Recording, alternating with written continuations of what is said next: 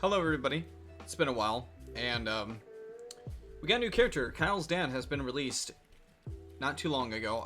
It's been not a long time, but hours have passed when this guy released. Megnus is gonna be an awkward character for me to say you need to pick up this character. It's kind of weird. Like, his playstyle is really weird. He doesn't do a lot of, I want to say he doesn't do a lot of damage. And just by doing this simple testing and just looking at what he does as a test through play character, as an overall unit. And when I go into here, I do have like something that's really interesting when it comes down to this character, to be quite honest with you.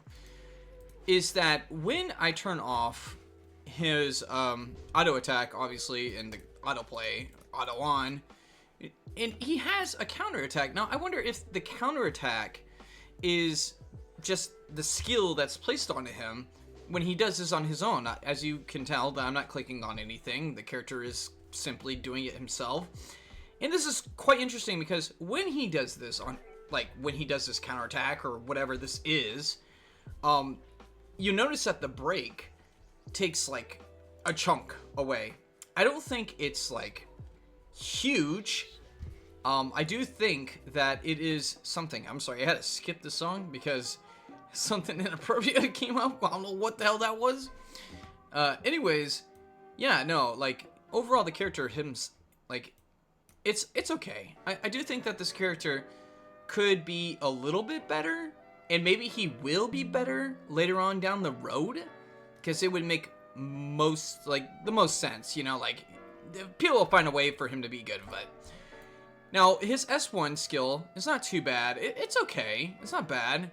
His S2, and then his S3 is, I do think that the character looks like really good. Okay, really good, like just art. Now his S4 is when I go, oh. Now let's take a look at this bad boy. Oh, okay. Now this part is where I go,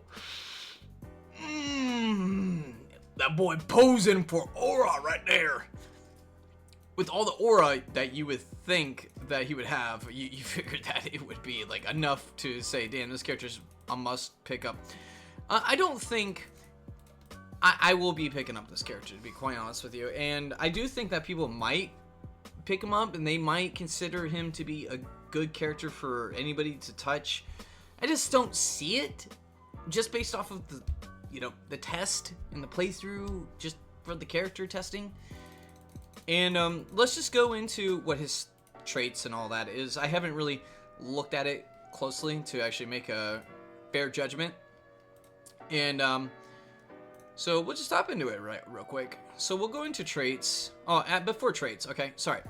So when he's max stat, like max, completely max, he's sitting on 2k damage. Defense is, almost to 2k, and his mind is kind of weird to say it like that. But his mind is at least 1,669. It's not too bad, but not the best for someone like this. But he does have a lot of resistance, which is kind of weird. Sorry, I feel like I was gonna burp.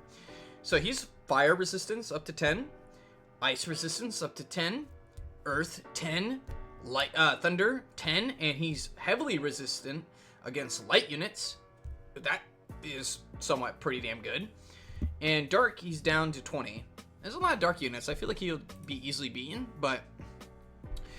So let's go into Omen Blade Vow. When equipped with one weapon and using an attack skill or special use, 5% of the max HP for damage is by 60%, and damage cut by, I think that's 100,000. When taking a physical and magic and counter and special attack, damage up by 50% for the attack's first 5 hits, and battle start every 20 seconds. Give a unit an arc instant buff for 10 seconds. An arc instant buff activate when using a skill. Use 5% of max HP. Critical rate up by 100%. So, I mean, are we playing around with HP to make this work? I feel like that's where this game is trying to like lean into. It's like, hey, look at that, build HP and watch things happen. The moment of backflash, okay? No attribute damage, 50%, damage cut by 60,000, and when physical attacked, chance to activate a powerful counter. Okay, that's what I was seeing. See, I never looked at these traits, so I was like, oh, you know, I'm just messing around and looking at the unit before I make this recording. Powerful counterattack and counter from traits have different animations from regular attacks. Chance for magic attacks from bosses to activate counter, and when a weapon equipped with one weapon, damage and damage cut by 100% to enemy breaks. Oh, so okay, so we have here is a PvE character, which is gonna probably be good for people that are very heavily focused onto PvE content. I do not think he would be good in PvP at all, but this character sounds like he's gonna be damn good for PvE. If that's what you're heavily focused on and you're looking for something like that, I think this character would be good.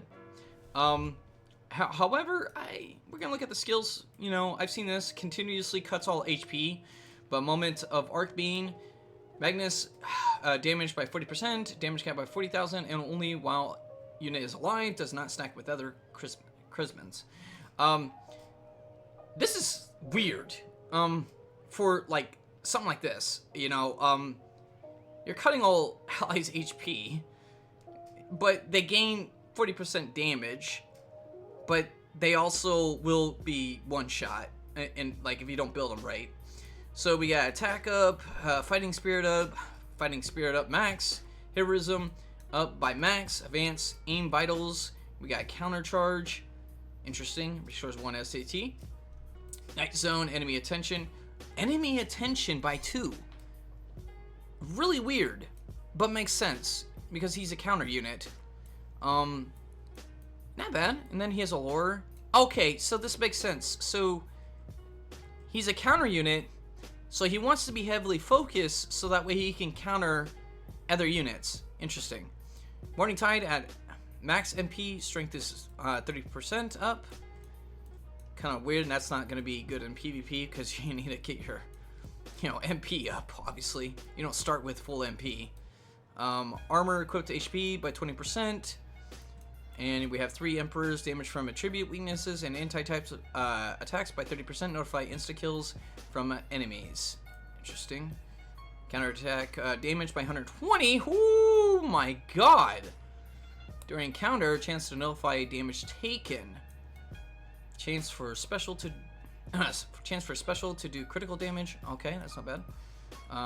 Continuously high magic barrier effect damage to enemy physical or magic attack damage, and counter is by 50% and damage taken by 40% less.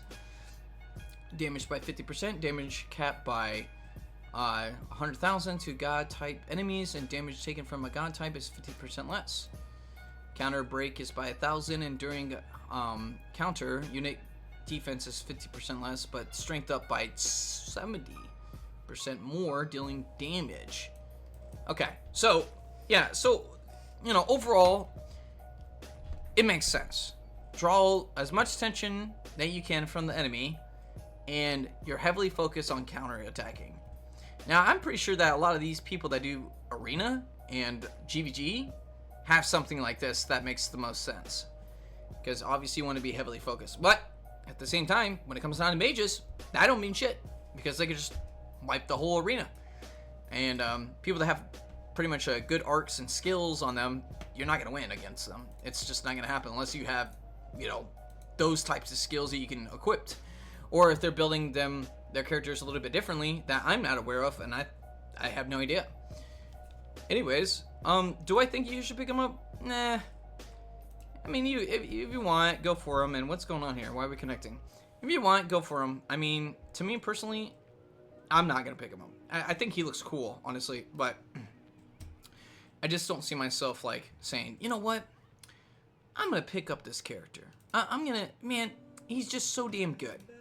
I'm going to have to skip, like how I did with the other character. I'm going to skip here, and I'm going to say, I'm going to be neutral. I don't think you should get him, and I do think you should get him.